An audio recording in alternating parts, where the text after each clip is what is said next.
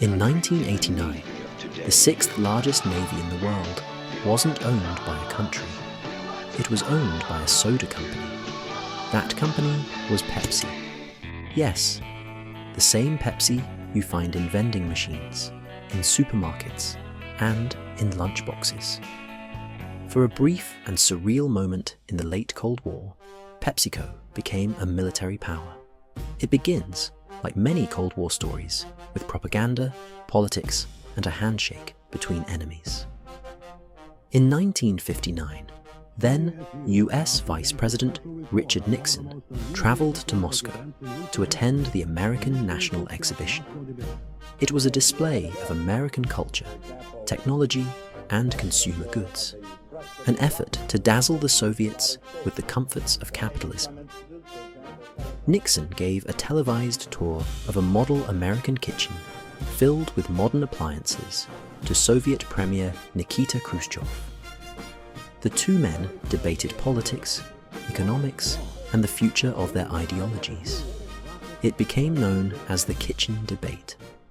But there was something else on display: Pepsi. Donald Kendall, a rising executive at Pepsi, seized the moment. He arranged for Khrushchev to be handed a glass of ice-cold Pepsi during the event. Cameras captured it all.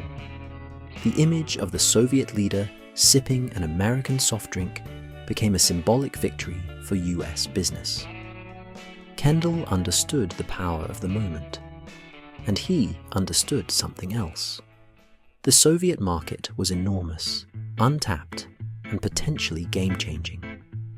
Years later, as Kendall rose to CEO of PepsiCo, he worked relentlessly to penetrate that market.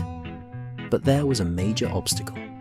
The Soviet Union's currency, the ruble, was not convertible on international markets. American companies couldn't accept it, so traditional trade was off the table. Instead, Kendall proposed something else: barter. In 1972, Pepsi signed a groundbreaking deal with the Soviet government. In exchange for Pepsi concentrate, the USSR would pay with Stolichnaya vodka, which Pepsi could sell in the West. It was a clever, mutually beneficial workaround. Pepsi got access to Soviet bottling plants and consumers. The Soviets got their cola, and Pepsi got vodka profits. By the 1980s, Pepsi had become a dominant brand in the USSR. It was one of the few Western products available behind the Iron Curtain.